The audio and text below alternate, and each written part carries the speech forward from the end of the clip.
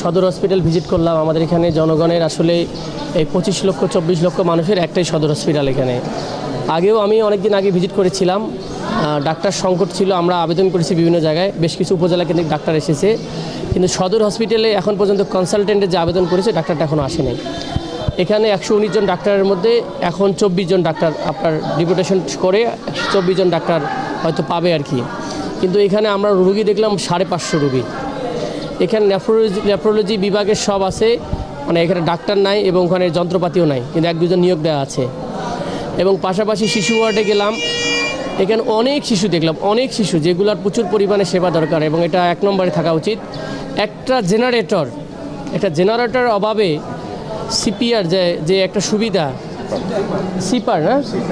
CPAP যে সুবিধাটা সেটা বাচ্চাদের দেওয়া যাচ্ছে না। এটা অল্প একটু কারণে তাকে রংপুর পাঠানো হচ্ছে, খুবই এমার্জেন্সি একটা জিনিস। এটা আমরা শুনলাম যেটা গণপূর্তের সাথে জড়িত। এটা খুব ইমিডিয়েটলি আমার মনে হয় সদর হসপিটালের জন্য দরকার। এবং মোস্টলি যেটা দেখলাম এখানে খাবারের মান ঘুরে ঘুরে দেখলাম, এখানে যে কন্ট্রাক্টর বা যে ব্যক্তি পেয়েছেন এখানে খাবার পর্যাপ্ত পরিমাণ দেওয়া হচ্ছে না। খাবার দেওয়ার কথা 100 গ্রাম মাংস, সেখানে আমরা দেখলাম যে 20 গ্রাম মাংস 25 গ্রাম মাংস দিয়েছে। আমরা খাবারের রুম দেখলাম, খাবার রুমে অপরিষ্কার এবং ঢাকা নাই, খুবই আনক্লিন অবস্থা দেখলাম। এর পাশাপাশি এখানে আউটসোর্সিংয়ে যে 48 জন বা 47 জন নেওয়া হয়েছে, এর মধ্যে আমরা ক্লিনারের যে 12 জনের সংখ্যা পেয়েছি, এই ক্লিনারকে আমরা ডেকেই কিন্তু আমি পাইনি। একজন এসেছে অনেক পরে, সে বলছে আমি অমুক ওয়ার্ডে। তো সেটার ব্যাপারে ব্যবস্থা নেওয়ার ব্যাপারে আমরা কথা বলবো, কারণটা হচ্ছে এখানে ক্লিনিং না করলে এটার আরও হাইজেন সমস্যা হবে, অনেক নানা রকম সমস্যা হবে। ওভারঅলি যদি বলি, এই হসপিটালের আসলে আলটিমেটলি চালানোর মতো যে পরিমাণ জনসমষ্টির দরকার আসলে নাই। তো এখানে আরও একটা বড় বিষয় হচ্ছে ডিএমএফকে দেখলাম, ডিএমএফের কোর্টে নাম্বার নাই, অনেক প্রেসক্রিপশনে তাদের সাইন পর্যন্ত নাই, একটা বড় বিগ ইস্যু।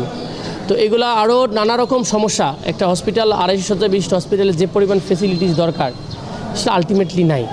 এবং সবচেয়ে ওয়ান অফ দ্য বড় বিষয়, দালাল নাকি খুব ভরে গেছে। এটার কারণে এখানে ভর্তি থেকে বাইরে নিয়ে যায় জোর করে কি করে। তো সেগুলোর ব্যাপারে আমরা আলোচনা করব, আমাদের সামনে মিটিং আছে এবং আমরা অলরেডি আমাদের আইনশৃঙ্খলা মিটিংয়েও আমরা এই বিষয়গুলোকে জেলার সমন্বয় কমিটিতে আলোচনা করেছি। এই দালাল চক্রকে আমাদের রহিত করতে হবে, ডাক্তারদের সিকিউরিটি নিশ্চিত করতে হবে, রুগীদেরও সিকিউরিটি নিশ্চিত করতে হবে। আর একটা বিষয় আমি উল্লেখ করতে চাই, আশা করি আমার বিষয়টা মাননীয় মন্ত্রীরা দেখবেন। ওনারা নার্সিং ডিপার্টমেন্টটাকে এখানে ডক্টরস ডিপার্টমেন্ট থেকে আলাদা করার কারণে অনেক নার্সও আমরা খারাপ দেখতে পাই, সবাই না, অল্প কিছু সংখ্যক যারা দেখা গেছে যে তাদের পদোন্নতি, যেহেতু নার্স আলাদা ডিপার্টমেন্ট হওয়ার কারণে দীর্ঘদিন থাকার কারণে ওনাদের ঔদ্ধত্যপূর্ণ আচরণ আমরা দেখতে পেরেছি। তো সেই বিষয়টাকে কিভাবে ম্যানেজমেন্টে আনা যায় আমরা চিন্তা করেছি। আমরা আস্তে আস্তে সামনের দিনে কথা বলবো, আমরা নিয়মিত ভিজিট করব, অসঙ্গতিগুলো নিয়ে কাজ করব এবং আমরা অনেকগুলো নতুন নতুন উদ্যোগের প্ল্যান করতেছি কিভাবে এই হসপিটালে বেসিক্যালি ডাক্তার সংকটটা অনেক বড় সংকট, পাশাপাশি লজিস্টিকও কিন্তু অনেক বেশি ঘাটতি রয়েছে। আমরা শুনতে পাইলাম যে ঠাকুরগাঁতে 180 জন আউটসোর্সিংয়ের লোক আছে, ঠিক আমার এখানে 47 জন। তাহলে আমাদের সদর হসপিটালের জন্য কেন কম, সেই ব্যাপারে আমরা উপরে কথা বলবো, চেষ্টা করব। সামষ্টিকভাবে আমাদের সবাই নিজ নিজ দায়িত্ব পালন করতে হবে। যে ডাক্তার আছেন তারা যদি যথাযথ সময় দেন, আশা করি সমস্যাগুলো কেটে যাবে, একটু সময় লাগবে। বাট আলটিমেটলি হসপিটালের খুব ভালো সুবিধা নাই আমাদের হসপিটাল। এই হসপিটাল নিয়ে অনেক কাজ করার বিষয় আছে, আমরা ইনশাল্লাহ আস্তে আস্তে গ্র্যাজুয়ালি সেটা দেখার চেষ্টা করব। এবং আমি এখানে আমাদের সম্মানিত তত্ত্বাবধায়ক আছেন, আমাদের সিভিল সার্জন আছেন, আমি রিকোয়েস্ট করব কোনোভাবেই কোনো পলিটিক্যাল শক্তি আর নন পলিটিক্যাল শক্তির কাছে মাথা নত করা যাবে না।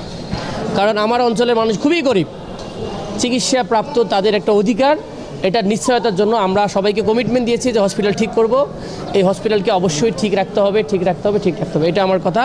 আমি র্যান্ডমলি আসবো, আমি আবার চেক করব, কোনো জায়গায় অসঙ্গতি পাইলে তার ব্যাপারে আমরা অ্যাকশন নিব। আমাদের কাছে যেটা অভিযোগ আছে সেটা হচ্ছে যে এমএসআরের টেন্ডার বারবার একই ঠিকাদার সেখানে টেন্ডার পাচ্ছে বছরের পর বছর। এই কাজটা কেন হচ্ছে? এটি কি স্বজনপ্রীতি নাকি এটি দুর্নীতি অনিয়মের? আমি আসলে এই বিষয়ে আমার ইলেকশন কবে এমএসআর আছে সেটা আমি খোঁজখবর নিতে পারি নাই। যেহেতু আমাদের মাসিক মিটিং আছে, আমি বিষয়টা তুলব যে কেন একই প্রতিষ্ঠান কী যোগ্যতায় পাচ্ছে সেটাও দেখার বিষয়, তাই না? সেটা খতিয়ে দেখা হবে। এবং অনেক সময় দীর্ঘদিন অনেক লোক এখানে থাকেন, অনেকের ইন্টারনাল সিন্ডিকেট থাকতেই পারে, আমরা শুধু জানি না, সেগুলো খোঁজখবর নিয়ে ব্যবস্থা করা হবে। আর সেকেন্ড বিষয় হলো যে এখানে তো দীর্ঘদিন এই হসপিটালটা আসলে অনেকের একটা আর্নিং সোর্সের ব্যবস্থা হয়ে গেছে, মানুষের সেবা না, আমাদের পেটের ভাত জোগানোটাই মেইন কাজ হয়ে গেছিলো।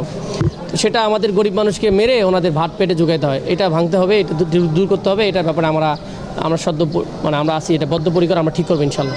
খাবারের টেন্ডারটার ব্যাপারে কিন্তু একই হোক, মানে আমরা এটা নিয়ে বলতে চাচ্ছি না, আমি দেখেছি নিজে, যেহেতু আমরা অনুরোধ করব পলিটিক্যাল এখানে হাসপাতালে রাজনীতি করতে আসেন না ভাই, আল্লাহর রাস্তে হসপিটাল নিয়ে কেউ পলিটিক্স করবেন না।